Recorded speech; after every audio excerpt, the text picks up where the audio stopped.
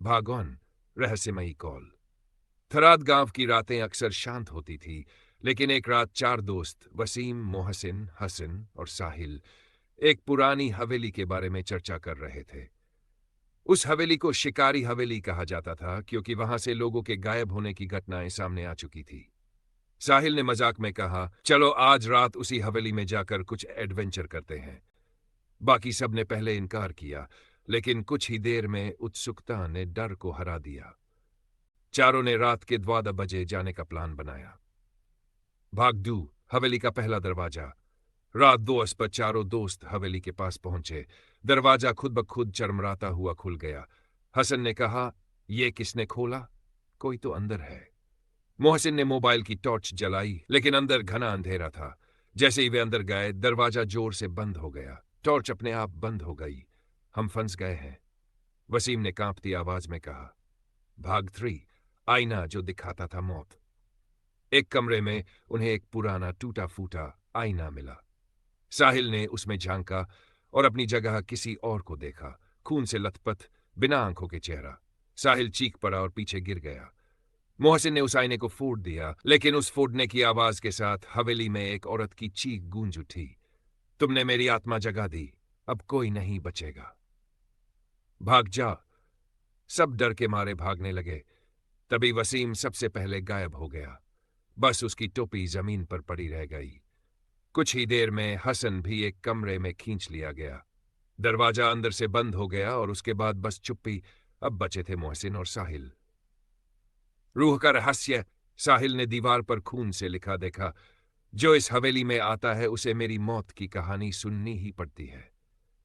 एक पुराना बक्सा मिला जिसमें एक लड़की की तस्वीर थी, नूरा, जिसे 40 साल पहले जिंदा जला दिया गया था। चारों दोस्तों की शक्लें उस फोटो में धीरे धीरे उभर रही थी। मोहसिन बोला, हमारे मरने से पहले हमें उसकी आत्मा को शांति देनी होगी। भाग 6, अंतिम बलिदान। साहिल ने पुराने ताबीज का इस्तेमाल किया जो उसके दादा ने उसे दिया था। जैसे ही उसने ताबीज आईने के टुकड़े पर रखा, नूरा की आत्मा प्रकट हुई। वो चीख रही थी, रो रही थी।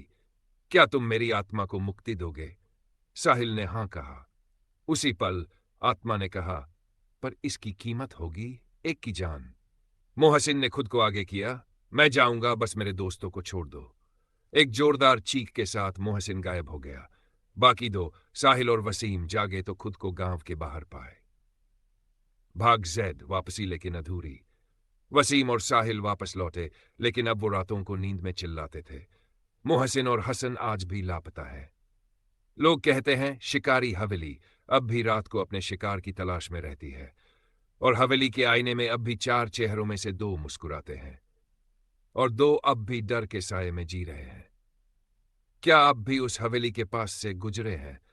अगली बार आईने में देखिएगा, शायद कोई देख रहा हो। अगर थराद की भयानक हॉरर स्टोरी, भागदू, वसीम, मोहसिन और हसन की वापसी। असली डर अब शुरू होता है। भागान, वसीम की कुर्बानी के बाद। पिछले भाग में जब नूरा की आत्मा को मुक्त किया जा रहा था, तब वसीम ने खुद को बलिदान देकर दोस्तों की जान बचाई थी। साहिल, मोहसिन और हसन बेहोश हालत में हवेली से बाहर आ गए थे। गांव वालों ने उन्हें अस्पताल पहुंचाया और 2 दिन बाद तीनों को होश आया, लेकिन वसीम गायब था। सबको लगा वसीम मर गया, लेकिन हकीकत कुछ और थी। आत्माओं की कैद। वसीम की आंखें खुलती हैं, पर वो खुद को एक अंधेरे कमरे में पाता है। उसके सामने खड़ी है नूरा की रूह, अब अधूरी नहीं बल्कि और ज्यादा शक्तिशाली। नूरा, तुमने सोचा तुमने मुझे जला दिया? मैं अब और भी ताकतवर बन गई हूं, और तुम्हारे दोस्त अभी भी मेरे पास हैं। दरअसल मोहसिन और हसन के शरीर तो बाहर आ गए थे, लेकिन उनकी आत्माएं हवेली में ही फंसी रह गई थी। भाग 3, दोहरी दुनिया।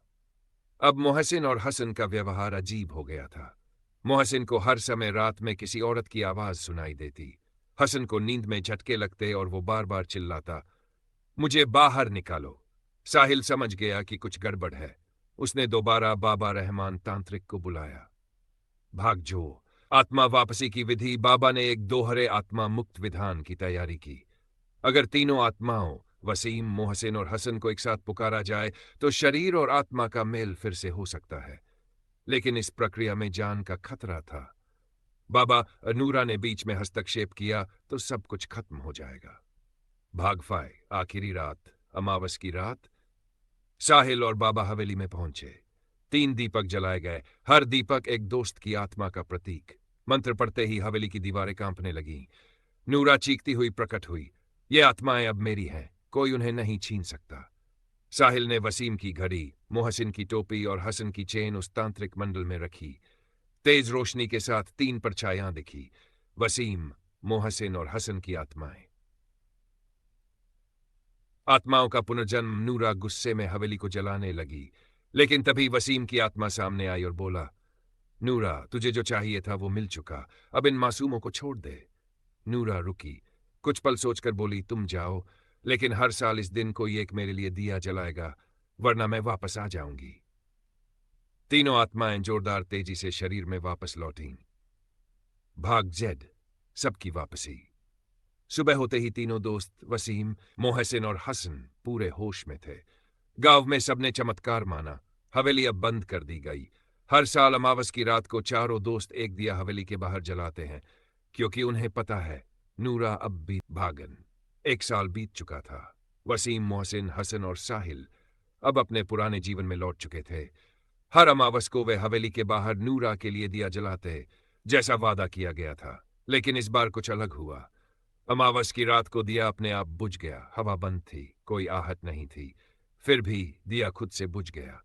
साहिल ने फुसफुसाहट सुनी, तुमने मुझसे झूठ बोला। भाग 2 जिंदा इंसान में बसी आत्मा।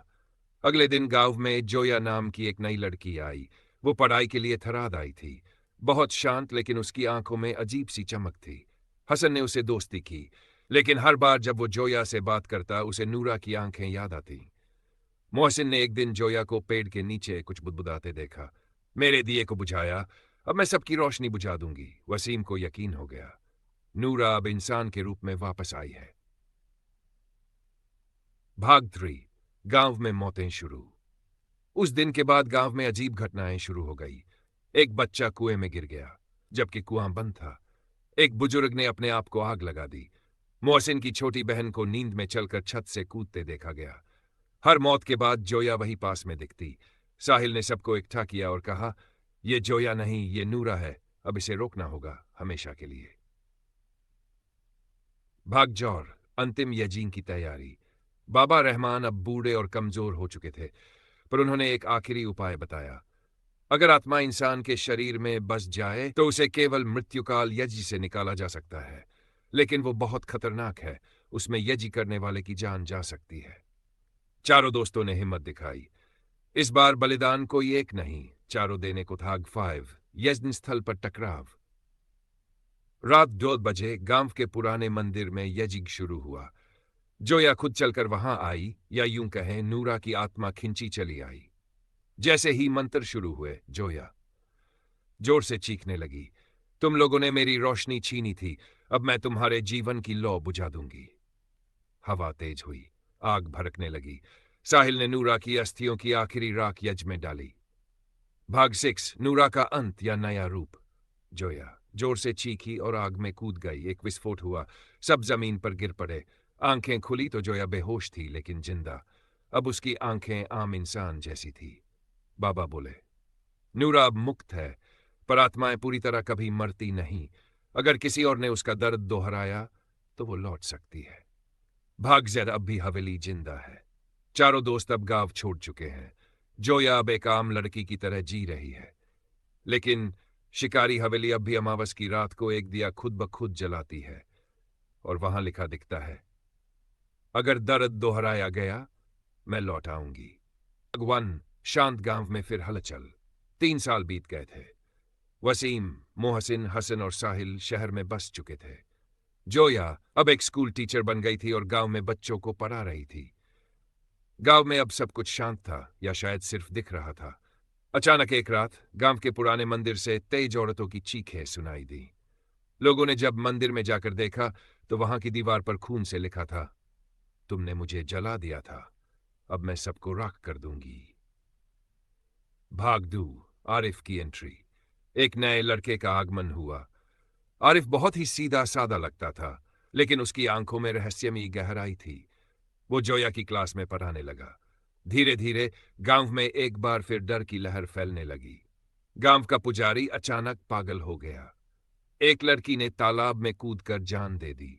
बच्चों के चेहरे पर रात में खरोंच के निशान दिखने लगे। जोया को धीरे धीरे महसूस हुआ कि आरिफ में नूरा की आत्मा बस गई है।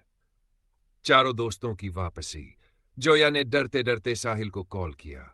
नूरा वापस आ चुकी है, लेकिन इस बार वो लड़के के रूप में आई है। साहिल, वसीम, मोहसिन और हसन फौरन थराद लौट आए। सभी को यकीन हो गया नूरा की आत्मा आरिफ के शरीर में है, लेकिन इस बार वो और ज्यादा ताकतवर है क्योंकि अब वो भस्म आत्मा बन चुकी है। शिकारी हवेली का पुनः जागरण। चारों दोस्त और जोया एक बार फिर उस पुरानी शिकारी हवेली में पहुंचे। अब हवेली पूरी तरह काली धूल से ढकी थी और हर कोने से फुसफुसाहटें आ रही थी। दीवार पर लिखा था, इस बार कोई बलिदान नहीं, सबका अंत तय है। वो सभी हवेली के बीचों बीच उस पुराने आईने तक पहुंचे जिसमें कभी आत्माएं कैद थी। अब उस आईने में एक चेहरा था, आरिफ का, लेकिन आंखें नूरा की। भाग। आत्मा के टुकड़े बाबा रहमान अब नहीं थे, लेकिन उनके बेटे बाबा अनीश ने एक उपाय बताया। नूरा की आत्मा अब 4 टुकड़ों में बन चुकी है और वो चारों सिर्फ उन्हीं में कैद हो सकती है जो पहले उसे छू चुके हों। यानी वसीम, मोहसिन, हसन और साहिल को फिर से हवेली में अलग अलग आत्मा टुकड़ों को खींचकर एक जगह जमा करना होगा। लेकिन अगर कोई एक भी टुकड़ा बाकी रह गया तो आत्मा और ताकतवर होकर लौटेगी। भाग 6। अंतिम टकराव। एक एक कर आत्मा के टुकड़े चारों दोस्तों ने समेटे, लेकिन जैसे ही चौथा टुकड़ा उठाया गया, आरिफ का शरीर हवेली में प्रकट हो गया, अब पूरी तरह नूरा बनकर। अब मैं इंसानी शरीर में भी आत्मा हूं और भस्म भी, कोई मुझे नहीं रोक सकता। लेकिन तब जोया सामने आई और कहा, तेरा दर्द मैं समझती हूं, लेकिन अब तुझे शांति चाहिए, बदला नहीं। उसने खुद को आत्मा के हवाले कर दिया। भाग। नूरा का अंतिम वाक्य नूरा आरिफ के शरीर में ने रोते हुए कहा, अगर तू जैसी कोई मेरी जगह होती तो शायद मैं भी इंसान बन जाती। हली में आग लग गई। जोया आत्मा के साथ जल गई। आईना टूट गया। हवेली ध्वस्त हो गई। भागात। अंत या अगली शुरुआत। गांव में अब फिर से शांति है। चारों दोस्त गांव छोड़ चुके हैं, लेकिन अब भी जब अमावस की रात आती है, गांव की हवा में सुना जाता है, अगर फिर किसी ने मेरी कहानी दोहराई, मैं लौट आऊंगी, इस बार राख से नहीं, खून से। अगर थराद की भयानक हॉरर स्टोरी, रक्त जन्म, नूरा की अंतिम योजना। अब डर सिर्फ आत्मा नहीं, खून बनकर बहेगा। की और आरुष, एक रहस्यमयी बच्चा। भाया का सपना। जोया के बलिदान के 1 साल बाद गांव में फिर शांति आ गई थी, लेकिन एक रात साहिल को सपने में जोया दिखी। वो खून से सनी थी और कह रही थी, मैंने नूरा को रोक दिया, लेकिन उसने खुद को मिटाया नहीं, उसने खुद को जन्म दे दिया है। साहिल हड़बड़ाकर उठा। उसकी आंखों से खून टपक रहा था। सपना नहीं था, कोई संकेत था। भागदू। गांव में नया बच्चा। गांव में एक गरीब परिवार के यहां एक बच्चा पैदा हुआ, आरुष। बच्चा जन्म से ही अजीब था। उसकी आंखें जन्म से ही लाल थीं। रोने की आवाज से घर के शीशे टूट जाते। गायें उसके पास से गुजरने से मना कर देती। लोग कहते ये बच्चा कोई आम इंसान नहीं, ये श्राप है। भाग 3। फिर से इकट्ठा हुए चारों दोस्त। साहिल ने वसीम, मोहसिन और हसन को वापस बुलाया। चारों ने तय किया, अब नहीं रुकेंगे। अगर ये नूरा का पुनर्जन्म है तो इसे अब खत्म करना ही होगा। पर इस बार दुश्मन कोई आत्मा नहीं थी। ये एक इंसानी बच्चा था जो धीरे धीरे बड़ा हो रहा था और ज्यादा खतरनाक।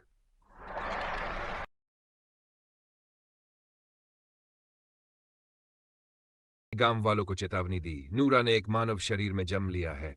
अगर शिरडवी अमावस से पहले उसे रोका न गया तो वो पूर्ण शक्ति वाली बनेगी। तब तो मंत्र काम आएंगे, न ही बलिदान, बस तबाही होगी। अभी छठी अमावस थी। उनके पास सिर्फ 3 दिन थे। भाग 5। आरुष का रक्त प्रकोप। जैसे जैसे आरुष बड़ा हो रहा था, उसकी शक्तियां सामने आने लगीं। उसने गुस्से में अपने पिता को हवा में उठाकर पटक दिया। उसके खेलने से जमीन में दरारें पड़ गई। उसकी आंखों से निकली रोशनी से एक महिला जल गई। साहिल ने देखा, आरुष जब आईने में देखता है तो उसमें नूरा का चेहरा उभर आता है। नन्हे शरीर में दानव की आत्मा। चारों दोस्त आरुष को लेकर जंगल में बने तांत्रिक चक्र स्थल पर गए। उनका इरादा था नूरा की आत्मा को बच्चे से अलग करना। बाबा अनीश ने मंत्र पढ़ने शुरू किए, लेकिन तभी आरुष जोर से चीखा, मैं नूरा नहीं, मैं उसका अगला रूप हूं। अब मैं सिर्फ रूह नहीं, खून हूं। उसकी आंखों से खून बहा और चारों दिशाओं में लपटें उठीं। मंत्र टूट गए। भाग जेविड। अंतिम योजना। मां से मुक्ति। साहिल को याद आया कि जोया ने बलिदान दिया था, मतलब उसकी आत्मा अब भी मौजूद हो सकती है। चारों दोस्तों ने मिलकर जोया की अस्थियों को ढूंढा और तांत्रिक चक्र में रख दिया। तभी आसमान से बिजली गिरी, जोया की आत्मा प्रकट हुई। जोया ने कहा, अगर नूरा मेरी कोख से जन्मी है तो उसका अंत भी मेरी ममता से होगा। उसने आरुष को गले से लगाया। आरुष ने पहली बार रोना बंद किया, उसकी आंखों से लाल रंग हट गया और नूरा की आत्मा चिल्लाती हुई भस्म हो गई।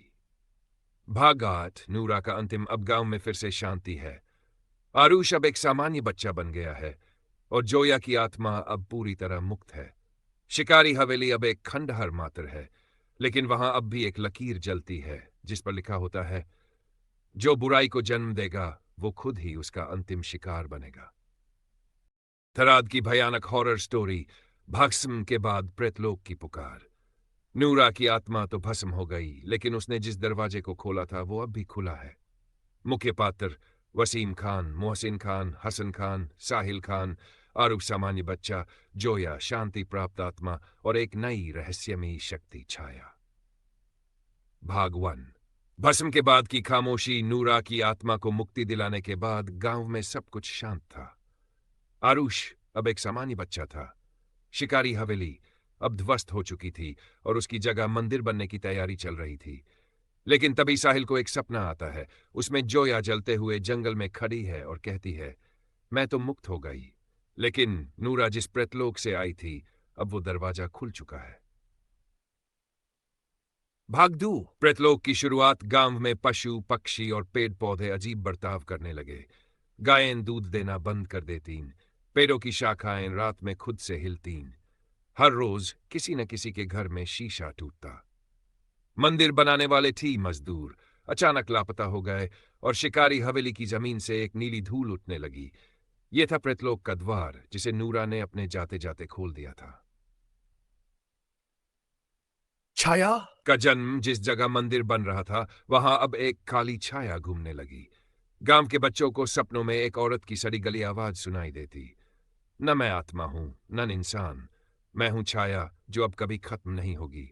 छाया न कोई आत्मा है, न कोई इंसान, वो प्रेतलोक की देवी है जिसे नूरा ने बलिदान के बदले जगाया था। भाग जे। प्रेत ग्रंथ की खोज।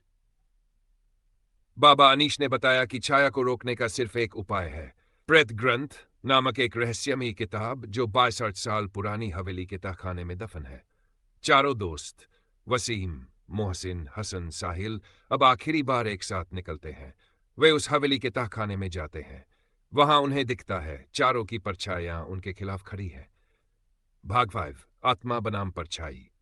वो परछाइयां कोई और नहीं थी, बल्कि प्रेतलोक द्वारा बनाई गई छाया की सेना थी। उनका उद्देश्य था उन चारों की आत्माएं छीनना ताकि वे खुद उनके शरीर में आ सके। भयानक युद्ध शुरू होता है। साहिल अपनी ही परछाई से लड़ता है। मोहसिन का शरीर कांपने लगता है। हसन बेहोश हो जाता है। वसीम खुद को आग से बचाता है। तभी एक दिव्य प्रकाश उभरता है। जोया की आत्मा अंतिम बार प्रकट होती है। वो प्रेतग्रंथ साहिल को देती है और कहती है, अब तुम्हारी कुर्बानी से ही छाया मिटेगी। अंतिम यज्ञ। प्रेतलोक की मोहरबंदी। साहिल अपनी जान की परवाह किए बिना ग्रंथ खोलता है और मुक्ति मंत्र पढ़ता है। धरती कांपने लगती है। आसमान में आग की रेखा बनती है। शिकारी हवेली की जमीन फट जाती है। छाया चीखती है, नहीं, मुझे जन्म दिया गया है, मारा नहीं जा सकता। साहिल मंत्र को पूरा करता है और खुद को यज्ञकुंड में फेंक देता है। साथ ही सब कुछ जल जाता है। भाग 7। सब कुछ खत्म या फिर शुरू। सुबह वसीम, मोहसिन और हसन जंगल के किनारे बेहोश पड़े मिलते हैं। साहिल नहीं है। उसकी राख में एक छोटा ताबीज रखा है। गांव में अब सब सामान्य है, लेकिन शिकारी हवेली की जमीन पर अब एक पत्थर उगाया है। उस पर लिखा है, जहां छाया पड़ी वहां फिर उजाला लौटने से डरेगा। क्या यही था अंत? भागन। राख से उठता साया। एक महीना बीत गया था साहिल की मौत को। गांव अब फिर से सामान्य हो गया था। शिकारी हवेली की जगह बना छोटा मंदिर अब हर दिन जलता दीपक देखता। लेकिन एक रात मंदिर का दीपक बुझ गया और मंदिर की मूर्ति के नीचे लिखा मिला, मैं गया नहीं था, मैं सिर्फ बदल गया हूं। भागदू अंधेरे में दिखा चेहरा। वसीम, मोहसिन और हसन अब शहर लौट चुके थे। एक रात हसन को रास्ते में एक व्यक्ति दिखा जो हूबहू साहिल जैसा था, लेकिन उसकी आंखें नीली और काली चमक से भरी थी। हसन चिल्लाया, साहिल, तू जिंदा है? पर वो व्यक्ति बोला नहीं, सिर्फ मुस्कुराया और हवा में गायब हो गया। भाग 3। नई लड़की अनवी की एंट्री। गांव में एक नई लड़की आई, अनवी। बहुत सीधी, पढ़ी लिखी और चुप रहने वाली। उसका रहना, उसकी चाल, उसकी आंखों की भाषा बिल्कुल जोया जैसी थी। गांव वालों ने ध्यान नहीं दिया, लेकिन वसीम ने देखा कि अनवी मंदिर की मूर्ति को टेढ़े मुंह से घूरती है। भाग 4। बाबा अनीश की चेतावनी। बाबा अनीश ने वसीम से कहा, साहिल की आत्मा ने छाया को हराया जरूर, लेकिन वो खुद अब छाया से जुड़ चुका है। अगर वो वापस आया है तो अब वो रक्षक नहीं, राजा है।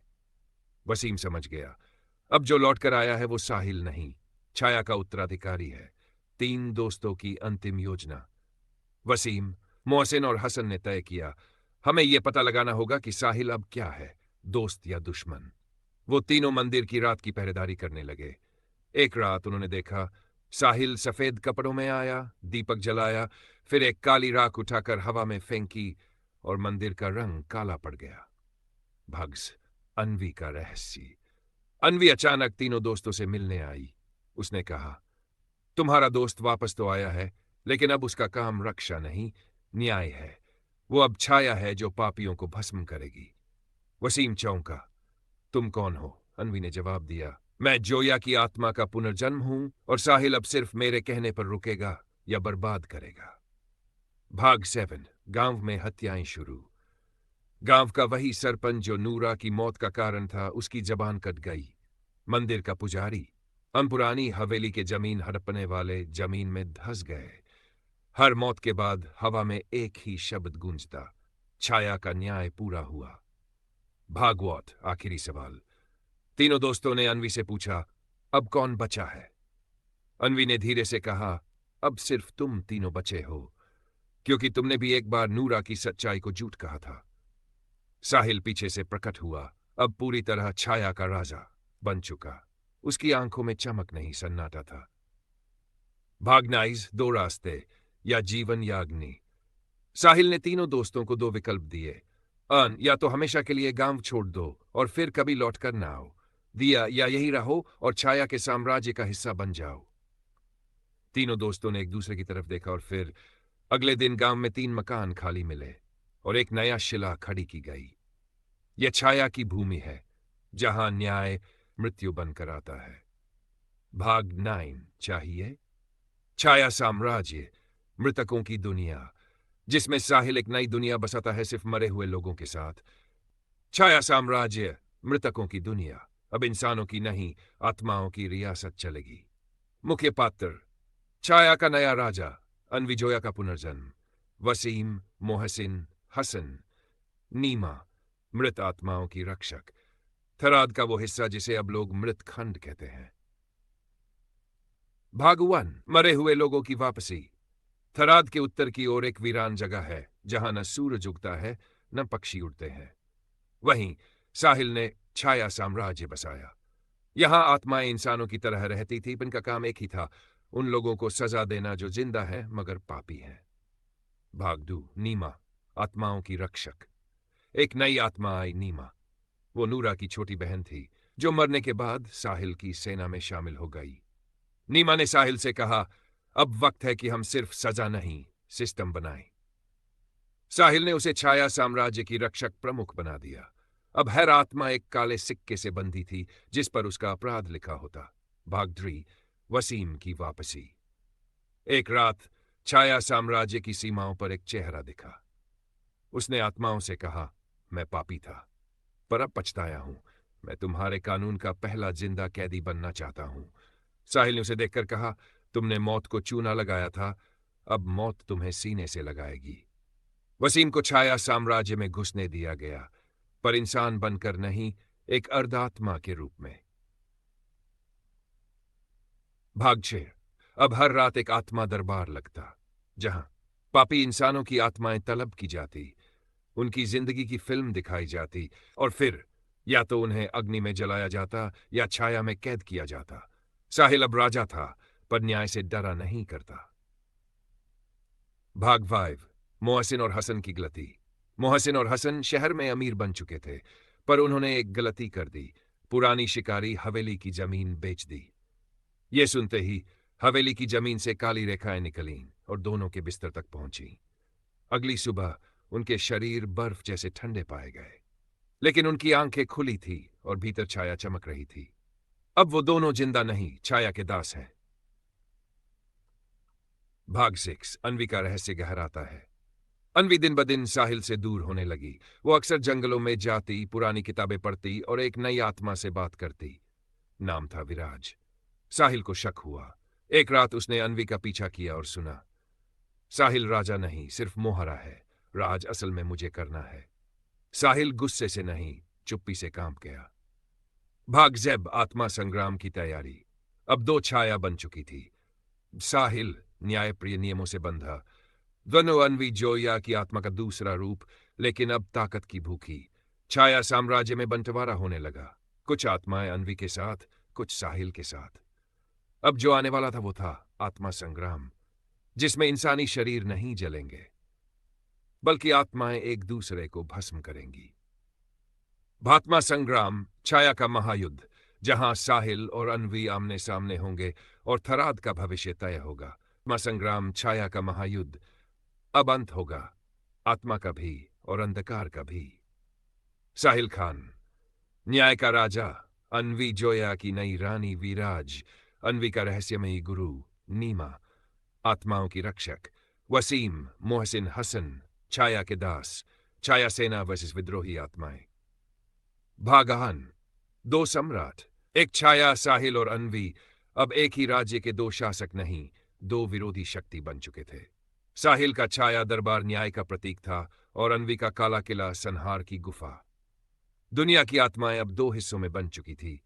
हर दिन कोई न कोई आत्मा एक तरफ गिरती थी। भाग्य।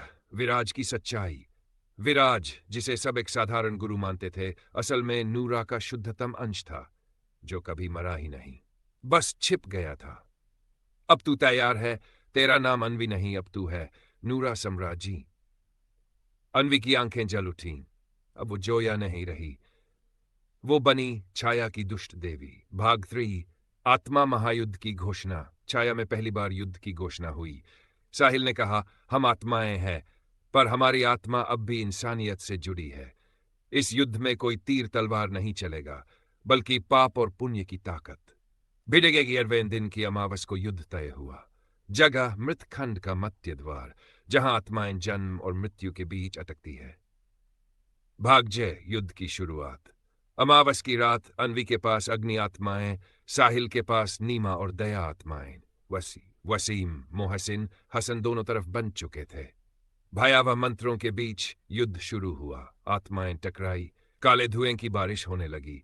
हर चीख आत्मा को और क्रोधित कर रही थी। भाग बाय। साहिल बनाम अन्वी। युद्ध के बीच अन्वी और साहिल आमने सामने हुए। तू न्याय की बात करता है, जिस दुनिया ने मुझे जलाया उसी की रक्षा करता है। साहिल, तेरा गुस्सा सही है, पर रास्ता गलत।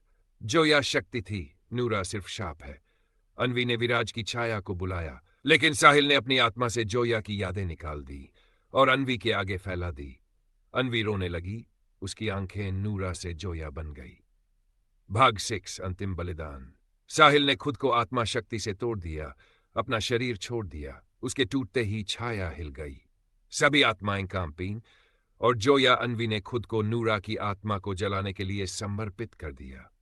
एक भीषण प्रकाश हुआ, नूरा की आत्मा जल गई और छाया का साम्राज्य पिघलकर हवा में विलीन हो गया। शांति का नया जन्म।